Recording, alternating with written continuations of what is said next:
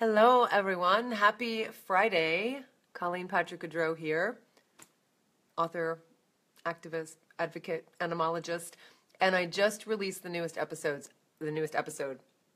of Animalogy, in which I talk to Paul Shapiro from the Humane Society about euphemisms and doublespeak. I think doublespeak is a better term for what the meat, dairy, and egg industries do in terms of distorting the truth and desensitizing and sanitizing, desensitizing us to and sanitizing the violence that's committed against other animals in the meat, dairy, and egg industry. So we talk all about the lingo that's used, the marketing lingo, the jargon they use, certainly in their journals, and that we also then take on. And so I'm really encouraging you to listen to this episode, subscribe to Animalogy, listen to this particular episode, download it, and leave comments, leave suggestions on animalogypodcast.com. I would love to hear your thoughts and what you think are euphemisms, or where you've changed your language because you realized you were using euphemistic language.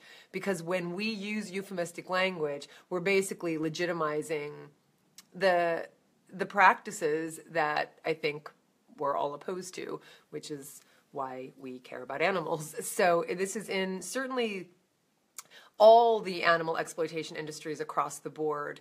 And what I talked to Paul with specifically was about the euphemisms and doublespeak in the meat, dairy, and egg industries because Paul's the vice president of policy at the Humane Society. So he's really focusing on the farm animal language out there. And of course, we're all privy to it. We all see it in the media. So hi, everybody. And what is really important for you to know is that we can change this. And it's really up to all of us. Activism starts with really how we think. Activism starts with how we think, and then how the words we use convey the truth or meaning.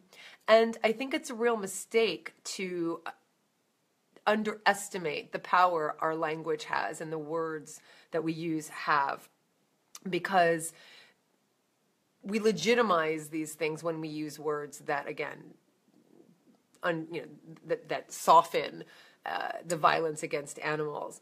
And then we also talk about the language around plant-based meats, vegan meats, cultured meats. We have a conversation about that as well. And it's so important because I have made it my mission to inspire, encourage, demand that activists, that vegans, that vegetarians, I don't care if you're not vegetarian at all, that we stop using words like fake and faux and alternative and imitation and analog and replacement when we're talking about plant-based milks and meat and eggs. So it's something I feel very strongly about, and it's not about being politically correct at all. I am not politically correct. And I'm not a fan of political correctness for its own sake. I'm a fan of language that speaks the truth, words that speak the truth. And I'm a fan of understanding that semantics create reality. So if we walk around talking about fake meat in terms of vegan meat that's made from grains, that's made from soy, that's made from beans, what have you, we have completely diminished that food in people's minds, in the public minds. And then what happens is that actually determines reality. So if you say, hey, there's this like meat analog and it's good, they go, yeah, I don't really want to eat an analog. And okay, yeah, that's okay. We know the food's fantastic. We know the food is delicious. We know these products are delicious. We know the recipes out there are delicious. So we know the problem isn't the food. I mean, whatever. There's a couple products out there that are probably not stellar. The problem is how the food is conveyed and described and defined such that it actually defines people's experience. Does that make sense? Does that make sense? I'm going to take a sip of my tea because I haven't had tea in a few hours. Hi, everybody. Hello. Welcome. I'm Emily from Iowa. Mario just says I mentioned some of the process to a coworker, and she, a mid-50s lady, ran away like a little girl, asking me not to tell her anymore. She knows. Yeah, that's hard. What's the quote I have is that when we turn away from the reality of what we contribute to, we're like the little girl who closes her eyes and says, you can't see me, I'm not here. As if the reality goes away when we close our ears or our eyes to it. So yeah. And we need to use the language that, I want to be really clear. I'm not an advocate for using language, and I say this, Paul and I talk about this, provocative language for the sake of being provocative. I'm not someone who agrees that we should use language that's going to shock people. That's not what I'm saying. But we need to use language that conveys the truth.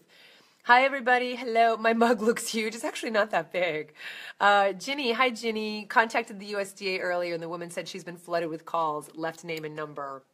That's awesome. It's really making its way around the media. It's very exciting. You know, these poor staffers who are being abused by this administration. You read stories by journalists who are on the ground in the White House who are being abused. You know, they're going to be overwhelmed. They are overwhelmed by all of the calls they're getting in all the departments. So she's just one of them. But I have a feeling we probably have her on our side at this point, which is pretty awesome. So hello, Shelby from Seattle. Hello, Amanda. And hi, Suzanne. So are there any euphemisms that you're aware of? I mean, I can give you a few. I'm looking at my notes here just because I wanted to make sure I remembered them. And Paul had some that I had not heard of, and I had some that Paul had not heard of. It's a fun conversation. So again, it's called The Semantics of Meat with Paul Shapiro, and you can go find that. Does everybody know who Paul Shapiro is? Give me a thumbs up and some hearts if you know Paul, and let me know if you don't know Paul. Hello, Tina. We need to make our voices heard now more than ever. Absolutely, and we need to make our voices heard in an effective way. It's not just about getting our voices heard. That can be a mistake. It's about getting our voices heard in an effective way. And that's why I focus so much on semantics. That's why I focus so much on language. That's why I'm doing a podcast on animals and language, because it's how we convey this information that is key. Jeannie doesn't know Paul, and I don't know Paul. Nikki says, oh, okay. Oh, that's fine. Oh, okay. So Paul Shapiro, he is the vice president of policy at the Humane Society of the United States, and he's been an advocate. So Paul was the founder of Compassion Over Killing. So many of you would know the organization Compassion Over Killing. Paul started Compassion Over Killing when he was like 16 or something absolutely ridiculous. And of course, Compassion Over Killing is a very successful, effective animal organization today. So they're still based in DC. They're doing great work. And Paul left COK, and he's been with the Humane Society for several years. So Paul's an advocate, a longtime advocate, and very charming and well-spoken, and he's great to talk to. So I think you'll appreciate and enjoy the conversation. So some of the things we talked about in the doublespeak. So of course the industry doesn't want to use debeaking, because people are aware in the egg industry that debeaking occurs as a regular practice. So that's literally when the beaks are cut off without anesthesia, or they're burned off, they're seared off, and the industry they do use things like beak trimming and beak conditioning. The same thing in the turkey industry.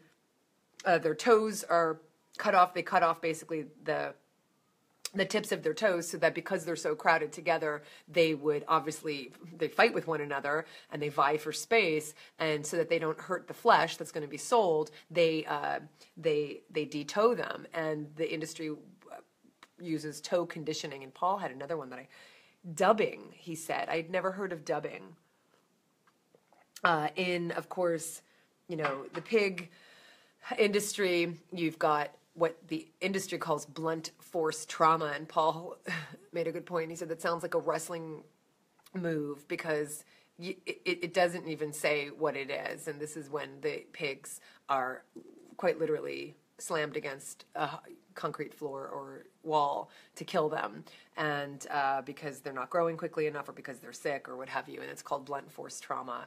And I quote George Carlin in this, because these are just absolute euphemisms. It's absolute doublespeak. It absolutely doesn't say what it really is, and that's what the industry would prefer. So I understand, was it Mario who said that, the coworker ran away with her hands over her ears because she doesn't want to hear it? Well, part of why she's doing that is because she's not accustomed to it. She's not acclimated to it because the language is so sanitized.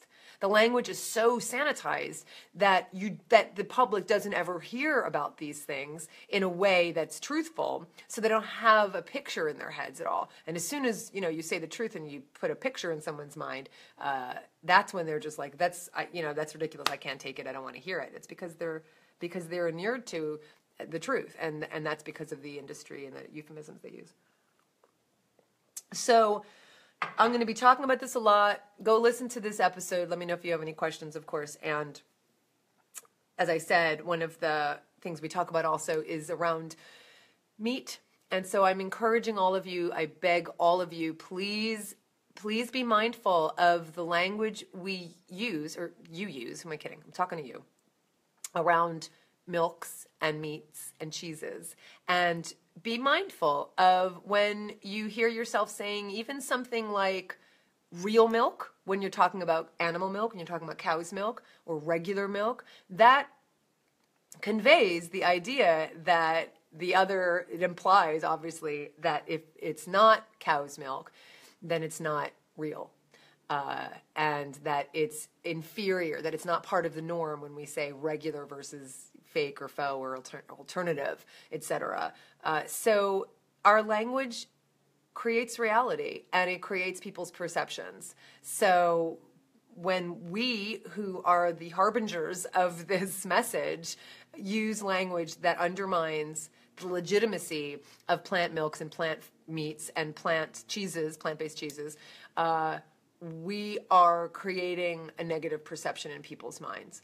So I can't say it enough, and I'm going to keep saying it again and again. And framing our arguments and framing all of what we believe in a way that's effective and truthful is so key. It's just so absolutely key.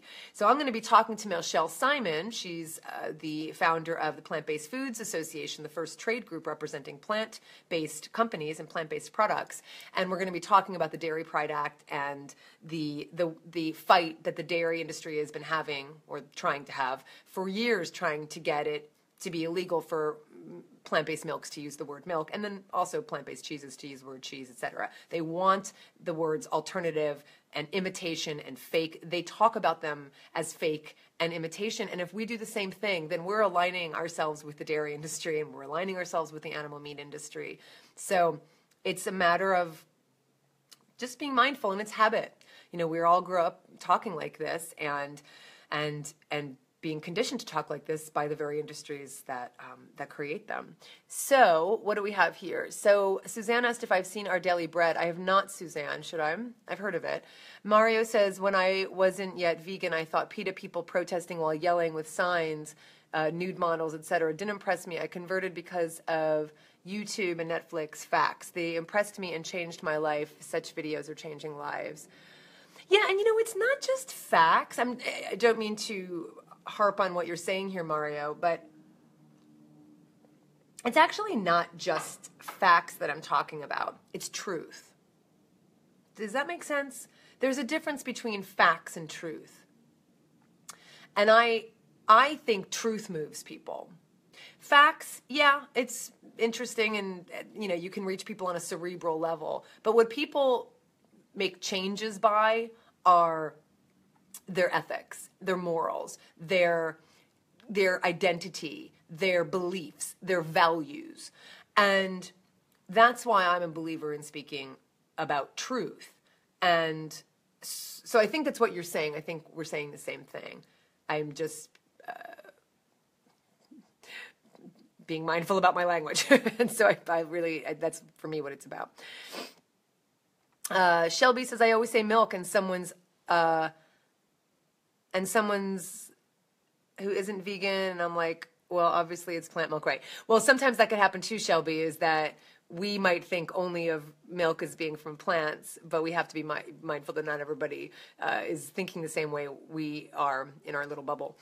So saying plant milks, saying soy milk, saying almond milk, saying cashew milk, saying, whatever the milk is, but also then saying cow's milk, goat's milk, etc., animal-based milk, in the sense that we're conveying that there's not just milk, And then there's plant milks. There's cow's milk, there's animal milk, there's goat's milk. So because the danger is that then what people do is call the animal milk regular milk or real milk. So making sure that we're conveying the truth about both the plant milks and the animal milk. Tina, have you seen Moms Against Dairy posts? No, haven't seen that either. Should I? Shelby knows it and loves it. Oh, my mom and her boyfriend are doing well, Amanda. Yeah, they're still eating vegan. They're doing well. I'm excited for it to keep going, so to see if his gout is healed. Thanks, Mario. Jennifer, hello. Agree. It makes me think of how Hellmann's was fighting Just Mayo for the use of the word mayo. And now that they've lost the suit selling their own vegan mayo, I guess that's at least it's more vegan mayo on the shelves. Yeah, so Jennifer, I talk about that with Michelle.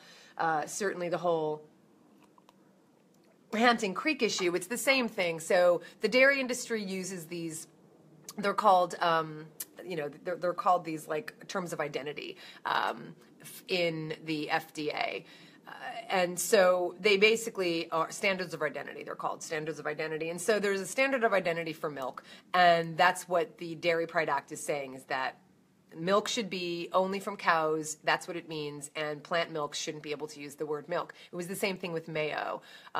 They didn't like, so there's a standard of identity for mayonnaise, that it always has eggs. And so that was the suit. Now that was, what it really comes down to, and we know this, what it comes down to is that these are companies and industries, the vegan industry, the plant meat industry, the plant milk industry, Hampton Creek, et cetera, who are threatening the profits of the dairy industry and the egg mayonnaise industry, et cetera.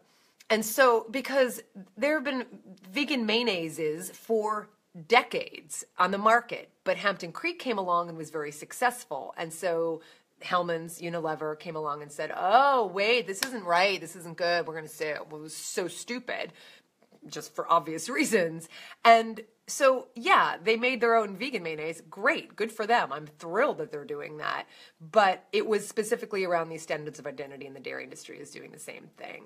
So, the dairy industry is facing the facts that they are an industry that is going to die, and they're fighting tooth and nail. And if they were smart, they would they're going to keep doing it. I mean, these companies are also coming out with their plant milks as well. We just saw Breyers come out with their own vegan ice cream. So this is going to keep happening. We saw it with Silk. Silk was owned by Dean Foods, a dairy company. They went out on their own, and now I think they're being bought for like $10 billion or something. So, there is money to be made in the plant milk industries, the plant meat industries, et cetera. And that's what these companies are seeing, and that's why they're fighting so hard.